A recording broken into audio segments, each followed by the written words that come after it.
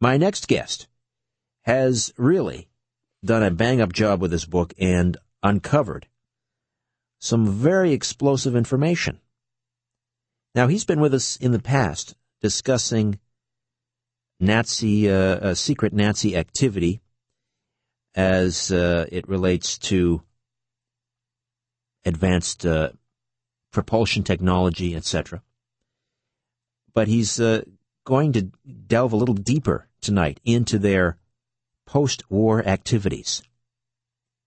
Joseph Farrell, as I say, has been with us before. He's an Oxford-educated historian.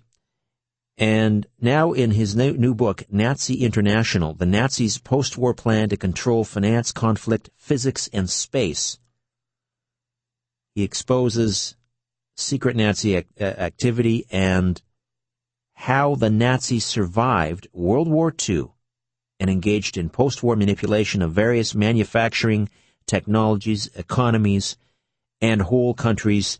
Joseph Farrell, welcome once again, my friend, to News Talk 1010 CFRB. Hi, Richard. How are you doing tonight? Very well, thank you.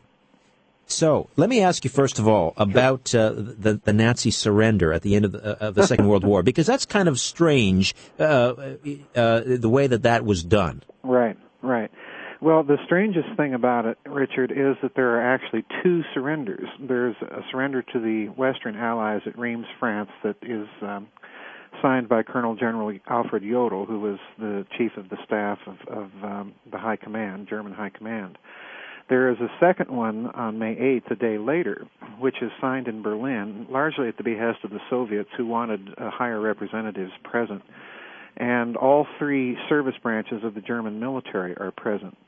But what is really unusual, and I print both of the surrenders in the first chapter of the book along with the Japanese surrender just so people can kind of compare, because strangely enough, the people surrendering in the European theater are not representatives of the German government. In other words, they're signing on behalf of the German military for the German High Command, even though that High Command at the time is under the command of Grand Admiral Dönitz, who succeeded Hitler. But you don't have anyone signing officially for the Reich government. And what's more important to me, I think, in respect of what we're going to talk about tonight, is that we don't have anyone signing for the Nazi Party.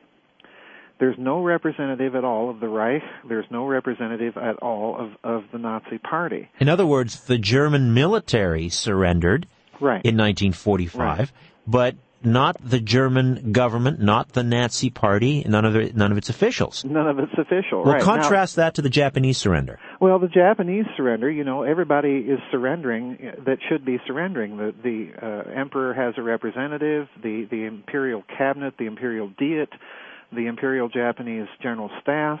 In other words, everybody that should be surrendering is. So, you contrast that to the German surrender. Now, I should point out there is a little general codicil in both surrenders that say that these surrender terms will be set aside in any general surrender terms to be worked out at a later date. But the trouble is I can't find them. They may be part of treaties that we subsequently signed with West Germany, and that may very well be. But again, if that's the case, you have no representative of the Reich government, and you have no representative of the Nazi Party. You'd think that the Allies and the Russians, who just spent, 50 to 75 million casualties and limitless amounts of their national treasuries to defeat this war machine, you would think that they would demand a member of the Nazi Party to be present to surrender and abolish the Nazi Party legally. So, Yes, one would think, Joseph. Joseph Farrell, author of Nazi International, the Nazis' Post-War Plan to Control Finance, Conflict, Physics, and Space. Of course, he's been with us before, the author of Reich of the Black Sun, the SS Brotherhood of the Bell, Secrets of the Unified Field. He was with us most recently to discuss that. And through all of your work, really, there is that underlying theme that the Nazis survived the Second World War. They were not eradicated, and formed partnerships, corporate partnerships in the United States. They basically moved their base of operation. But let's just go back to the surrender for a moment. Sure. After Hitler's supposed suicide, who held power? with the Nazis. Was there a successor? Well, there's two people. Legally, the successor to Hitler as Reich president is Grand Admiral Dönitz. And then he appoints Joseph Goebbels as his infamous propaganda minister as chancellor, which is a peculiar arrangement since Hitler had combined both offices upon the death of President Hindenburg in the early 1930s. So he splits the offices again, but it's very clear that he intends Admiral Dönitz to be the head of state and the actual wielder of power. But there's another power behind the throne, and he's probably a name that's going to loom very significant in our conversations tonight, and that's Martin Bormann, who, of course, at that time is the actual head of the Nazi Party, and who, in my opinion, I think escaped Nazi Germany along with some other significant people. So, there's no one really to represent the Nazi Party, and maybe that's why the Allies didn't ask for anybody, because they knew he was long gone. Or perhaps this was done by design. Who knows? Joseph Farrell, stay with us. We'll come back and continue to discuss the Nazis' post-war plans here on The Richard Syrett Show, News Talk 1010 CFRB. The Richard Syrett Show continues on News Talk 1010 CFRB. Joseph P. Farrell is with us. In his new book, Nazi International, he uncovers the Nazis' hand in the development and control of new energy technologies, and says that the Nazi power base was not eradicated in World War II. Now, Joseph, back we're talking about the odd instrument of surrender of the Germans, the fact that the military surrendered, but no Nazi Party officials surrendered. Right. No, the government, in fact, did not surrender. And I'm wondering if this might have anything to do with. Well, I know that you cite Anthony Sutton's work in your book, Wall Street and the Rise of Hitler. Right. The idea here that Wall Street was involved in the financing of, first helping Hitler come to power and then financing the war effort. Right. And we're all familiar with Prescott Bush, being charged with trading under the Enemy Act and his involvement with, Fitz Tyson, right, Hitler's financier.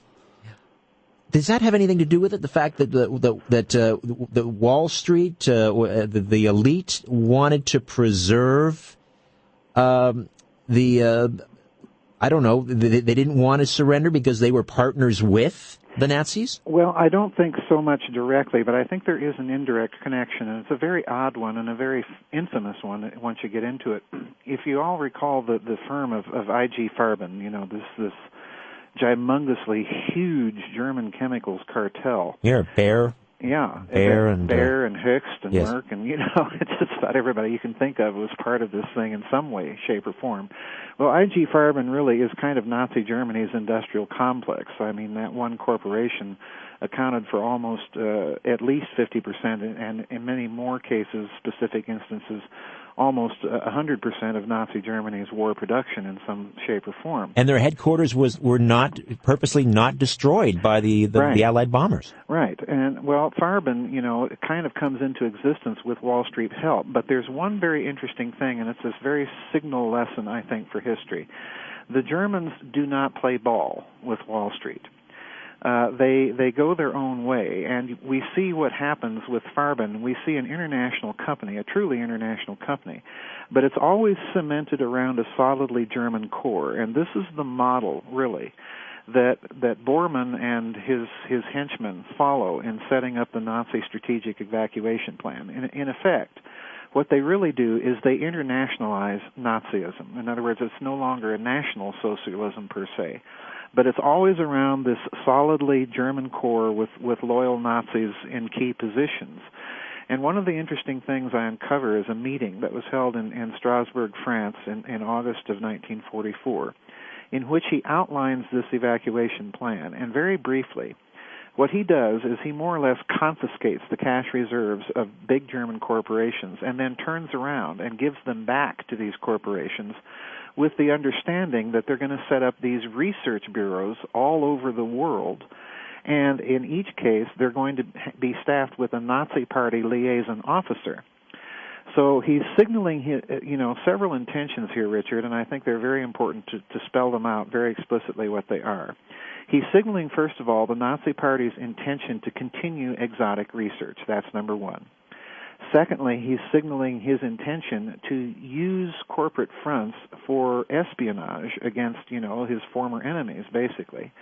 And the most significant thing is that Borman himself intends to survive the war to coordinate all of this activity.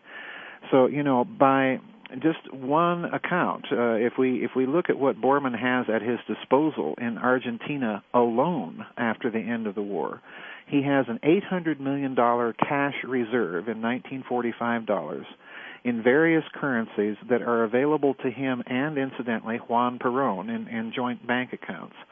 He's got 95 tons of gold, any number of kilograms of diamonds and platinum and so on and so forth. And this is just Argentina.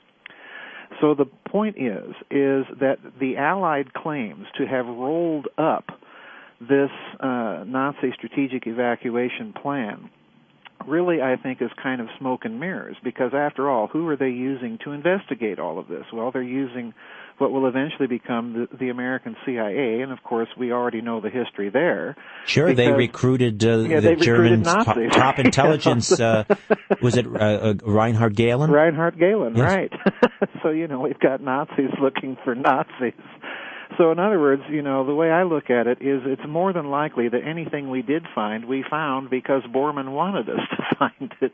And there's much of this story that's so hidden that, has only come to light really since German reunification, that again, it looks to me that you have the creation really of what I call the book, a Nazi International, that basically has taken the party underground, but it's pursuing all of its old agendas and all of its old research projects and using this vast amount of money that they've spirited out of Europe to do it with. Albeit in far more sophisticated terms, no more brown shirts and Kristallnacht. They're subtle. Their means are far more subtle.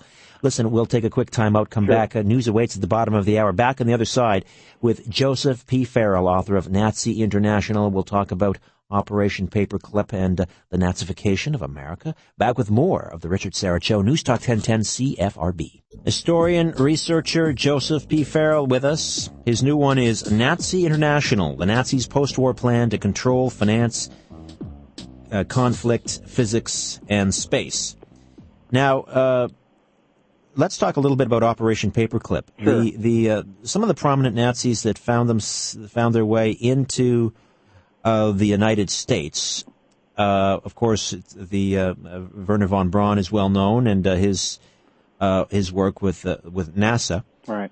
What about some of the other ones? I have heard that although we were told that Mengele washed ashore somewhere in Argentina in the mid-'70s, that at some point he was in fact working on the west coast of the United States. Mm-hmm. Any truth to that? Well, I haven't heard that, but there are a number of things about Mengele that are very interesting that might corroborate that. I do know that at a certain point in his post-war life, he did make his way to Mexico to coordinate activities with family members there who did have business interest in the United States. And there is a great deal of evidence. I don't get into it in this particular book because my focus, again, is largely the physics. But there is evidence, Richard, to suggest that the Nazis, particularly centering around, that infamous Colonia Dignidad in Chile, were involved in some sort of continued medical experimentation because there were just all sorts of children that were abducted and just horrible things done to them from all over Europe and Latin America and taken to this compound. So there is this suggestion that there's an ongoing medical aspect of this wartime research that was continued after the war. And, of course, Mengele would be one of the logical choices for them to have in charge of something like that. So, the activities in Latin America of this Nazi International are just, I spend 2 whole chapters on just the physics in it. It's just really breathtaking once you stop and consider what's going on because, again, it implies this enormous organization that has a great deal of security, that has a great deal of financing and penetration into the corporate world. So, Paperclip in this country and the similar equivalents in Great Britain and Canada and France those are kind of the tip of the iceberg, because, we have to remember that if you grant the fact that Borman and some of his key henchmen, I call them the unholy trinity, because I believe that Borman and Heinrich Miller, the actual head of the Gestapo, and then this SS general that I've written about in so many of the other books, that headed up the Third Reich's secret weapons research projects, General Hans Kammler, I believe all three made it out of Nazi Germany. So look what you have. You have a mastermind, just a really brilliant man when it comes to finances, namely Borman. You have the head of Gestapo counterintelligence security, namely Heinrich Miller. And then you have a man that's, accustomed to leading and administrating large, covert, secret research projects all getting out. So, that tells the story right there. This is a tremendously organized effort on their part. Absolutely. We had people like Kurt Blom, who was charged with euthanasia in the Nuremberg trials, yes, and human experimentation, ends up being acquitted, exfiltrated into the United States through Operation Paperclip, and ends up working for the U.S. Army Chemical Corps to work on chemical warfare. Well, I'll go you one better. If you recall something I wrote in the SS Brotherhood of the Bell, one of the most significant scientists, the man that actually designed the power plant for the Bell, a fellow by the name of Dr. Kurt Davis, ends up a paperclip scientist and ends up being the flight director during the Apollo mission programs at Cape Canaveral. So in other words, you have this high-ranking Nazi that was involved in some very secret research, and he's not even a rocket scientist. So what's he doing heading up Apollo? And better than that, I discovered that Dr. Hubertus Strughold, and I mentioned this in this new book, I've discovered that he was involved in the medical aspects of the Bell Research Project. Well, he, of course, ends up, for a period of time, heading up space medicine for NASA. So, we have all of these big Nazis, and, as Richard Hoagland has pointed out in his book, Dark Mission, it looks as if by the time that Apollo is really up and running, that the Nazis have more or less gained a significant amount of influence in that program, such that they can land Apollo missions, on April 20th, which is Adolf Hitler's birthday. And there's even kind of a ritual alignment that I think Mr. Hoagland may have inadvertently have missed, because when Apollo 11 lands on the moon, it does so on July 20th, 1969. Right. Well, that is the 25th anniversary of the bomb plot, the coup attempt against Hitler that was unsuccessful in 1944. So again, you see, there's all these little indicators that you have from around the world that this Nazi International is alive and well, and we're just kind of scratching the surface. We've got big projects in Argentina. We've got a big project going on in the early stages of Gamal Abdel Nasser's Egypt. So there's just all sorts of activity going on, and it's all coordinated. All right, we'll take another time out. Joseph Farrell stays with us. We'll get to your phone calls as well. Joseph Farrell stays with us, author of Nazi International, the Nazis' post-war plan to control finance, conflict, physics, and space. He says that the Nazi power base was not eradicated in the Second World War. And the publisher is it Adventures Unlimited? Yes, it is. Of course. Who else? Who else but our good friends at Adventures Unlimited? All right, let's grab a call here while we can. Sure. Jeremy is in Toronto. Good evening. Welcome to News Talk 1010. Jeremy, you're on the line with Joseph Farrell. Oh, hi, Mr. Farrell. Hi. I wanted to try to tie this into the present, what you're saying about the Nazi non-surrender. Do you believe maybe that the Nazi movement is working through governments, for instance, like Liberals, NDP, Green parties? Do you believe that maybe that the Nazis are working through these types of governments and very subtly, but in a more subtle fashion, to basically manipulate people and basically turn people into non-liberated individuals? Well, that's a very timely question, Jeremy. I can't speak to particular political parties other than there is a known connection between neo-Nazism and various Green parties in Europe. I certainly wouldn't know what the conditions are in Canada with the Liberal Party and so on and so forth. But let me say this.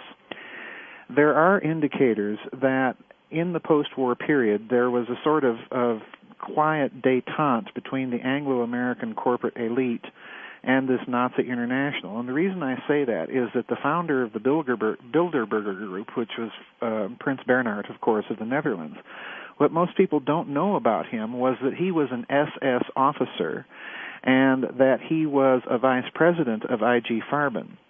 So it looks to me like the group may have been set up both to liaise with that Anglo-American corporate elite as well as to kind of keep an eye on it. But my personal opinion is that there may be some factional infighting going on right now in that globalist corporate elite crowd, and that some of it may be going, or coming from, I should say, from this Nazi International. So yes, briefly in answer to your question, I do think that they're still active. I do think that they're still organized. And if you want the proof of the pudding in that, just get my book and read the chapter on German reunification. It will really blow your mind. All right, Jeremy, thanks for that. Well, let's dial it back to November 22nd, 1963. We just passed the 45th anniversary of Kennedy's assassination, and many researchers look at that event as a coup d'etat. Right. We obviously at that point there were a number of prominent Nazis in the United States. I don't know to what extent someone like a Fritz Kramer in the Pentagon, what kind of power he had, although it is suggested that he was the one that told Reagan to visit the Bitburg Cemetery and lay a wreath at the tomb of an SS soldier. Right. And whether that was a way of sort of wink, wink, nudge, nudge, showing the world who was really running things. But do you think that the some of the prominent Nazis or members of the Nazi International that were in the United States were in fact behind the coup d'etat? Well, let me put it this way. The short answer to that, the Cliff Notes version, is an emphatic yes. I go into this a bit in the SS Brotherhood of the Bell, and if you read all of the Nazi-related books very carefully, what I'm suggesting is that when we take over, when the United States takes over the German military intelligence in Eastern Europe and on the Eastern Front under General Gehlen, and for all intents and purposes makes that the day-to-day operative Soviet desk of the CIA, that when Kennedy comes along and does two significant things, when he threatens to smash the CIA into 1,000 pieces, yes. And secondly, as Mr. Hoagland has uncovered in Dark Mission, when he decides that he's going to try and go to the moon with the Soviet Union, that this threatens two of the significant power bases and fiefdoms of that Nazi International inside this country. And one of the things that's very significant, Richard, is most people don't know this, but District Attorney Garrison down in New Orleans uncovered many of these Nazi connections in his investigation. But neither he nor even Oliver Stone really knew what to make of them. What are they doing there hovering on the fringes of the Kennedy assassination?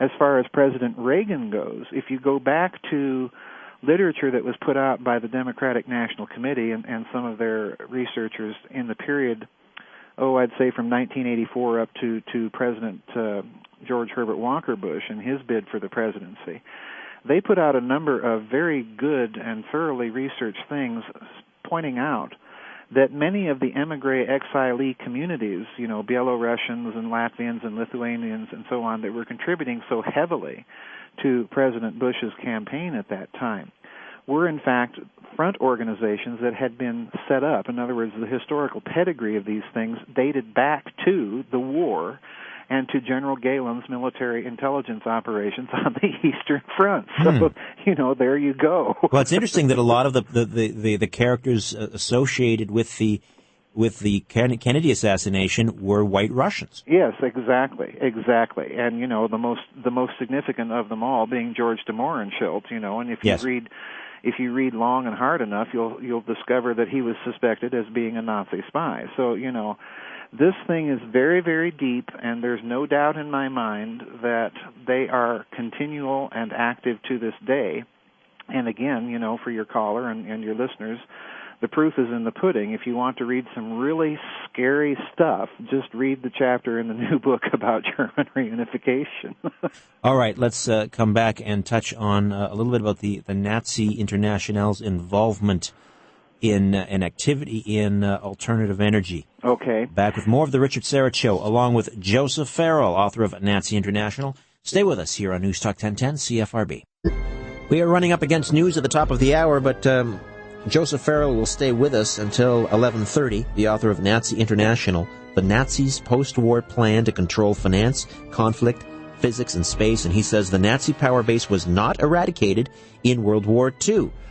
We'll hold off and we'll discuss the controlled fusion experiments in Argentina until after the news. So we just have time, I think, to work in a call, and we'll say hello to Paul in Whitby. Welcome to News Talk 1010, Paul.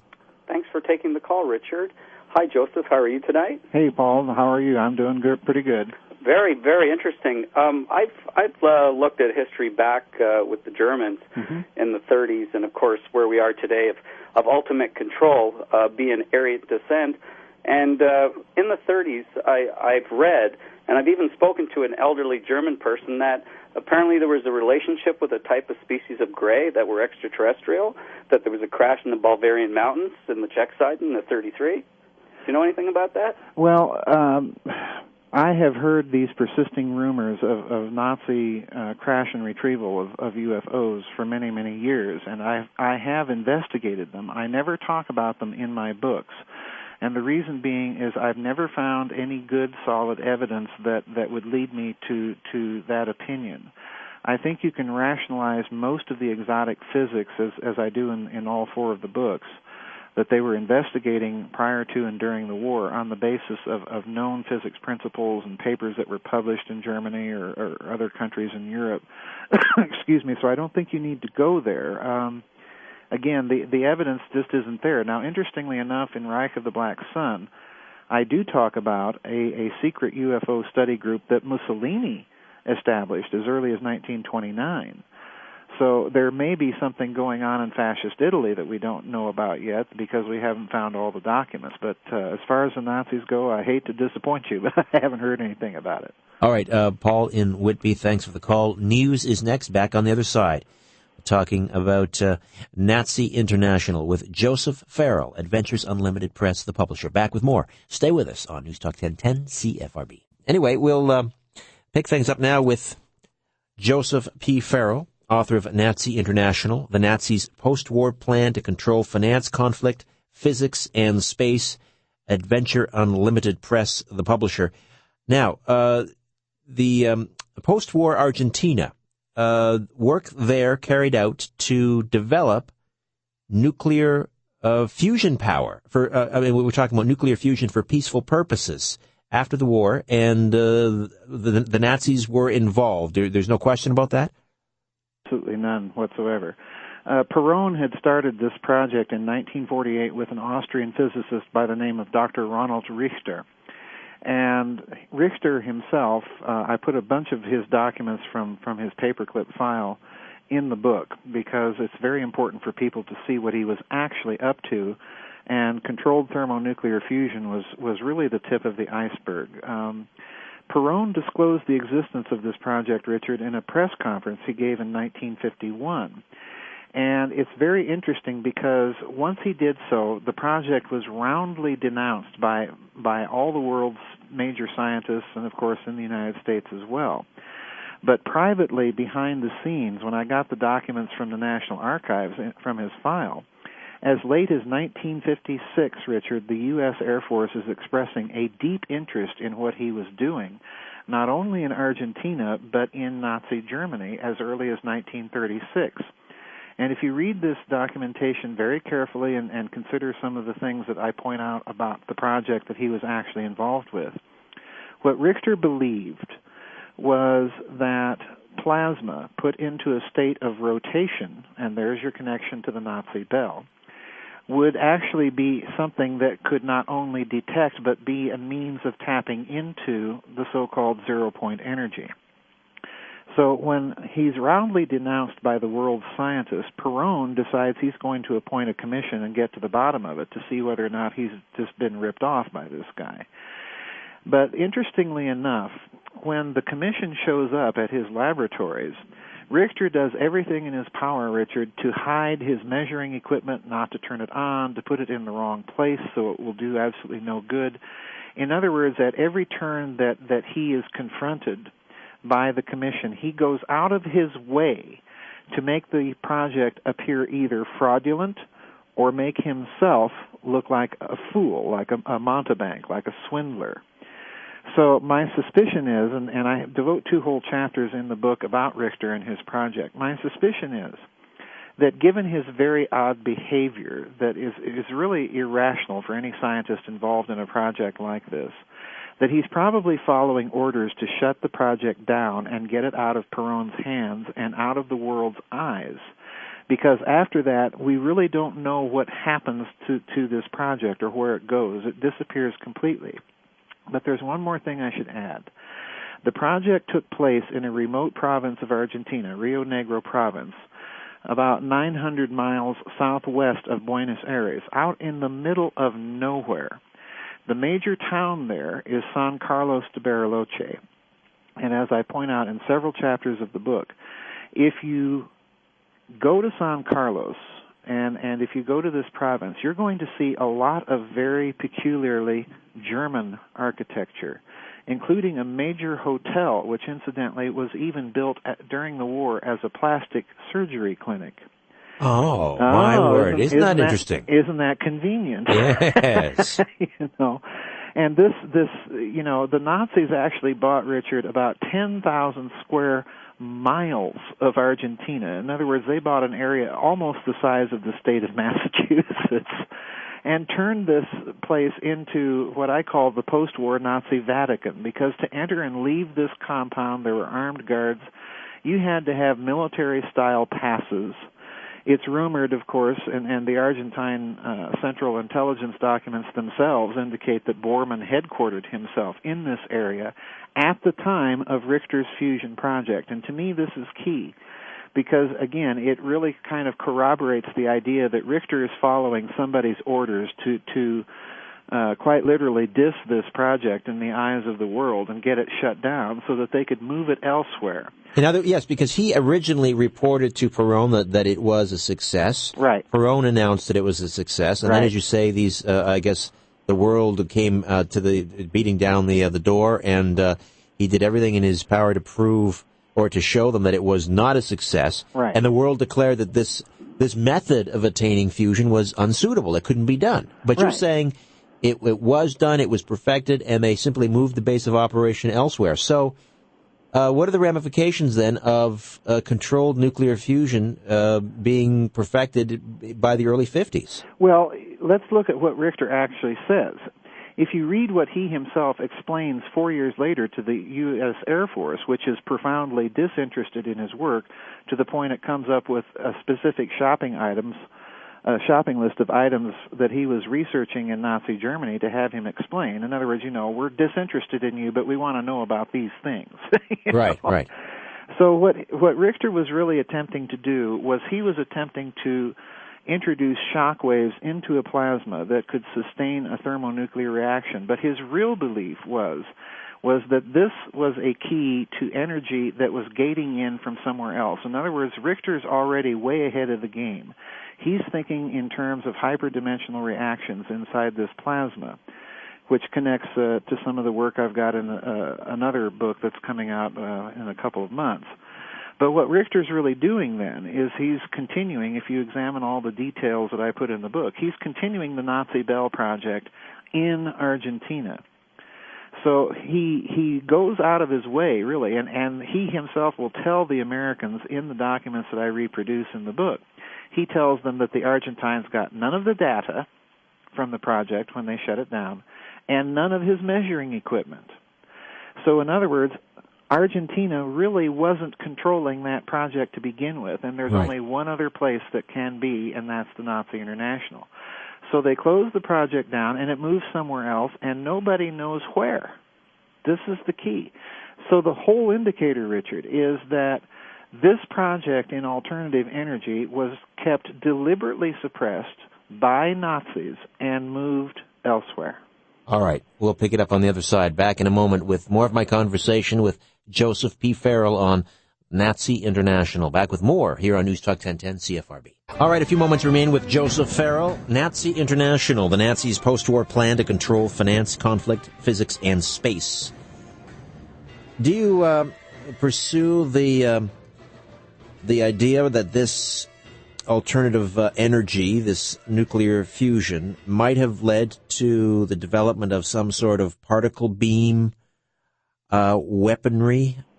Oh boy, that's an excellent question. I suggested in the previous books, not so much in this one, Richard, but certainly in SS Brotherhood and Secrets of the Unified Field, and it's really an excellent question. But let's get to the bottom line. This whole association of thermonuclear fusion, the Nazi Bell, and so on, it's really a project that the Nazis were investigating in order to control gravity. And they were doing so for three different purposes. They were doing so to have a means of free energy, of field propulsion for advanced aircraft, and then finally to weaponize it. And, you had Paul Laviolette on your show recently. Yes. And, he's a really top-notch physicist with just a brilliant theory, if you read it.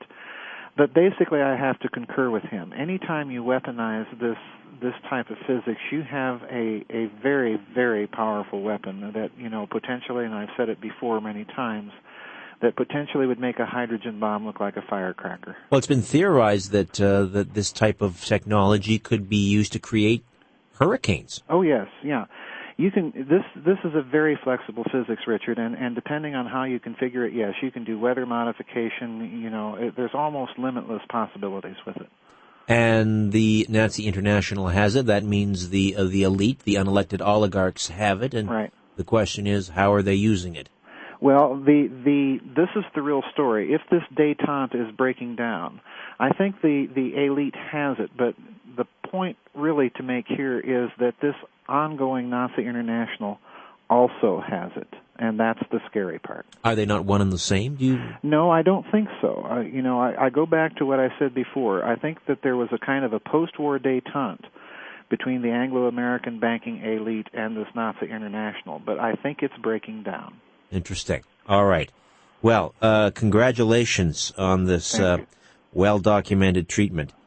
And again, available, is it Amazon.com? It may be at Amazon. It just came out, Richard, and if they're in a hurry for it, it's best to contact the publisher directly, which is Adventures Unlimited, and the number is 1-800-718-4514 during normal business hours. Give us that number again. Sure, 1-800-718-4514. All right, Joseph, always a pleasure, and Thank you. Keep up the great work. Keep these books coming. I certainly will, Richard. Thanks for having me back on. All right, thank you, my friend. Bye-bye. Bye-bye.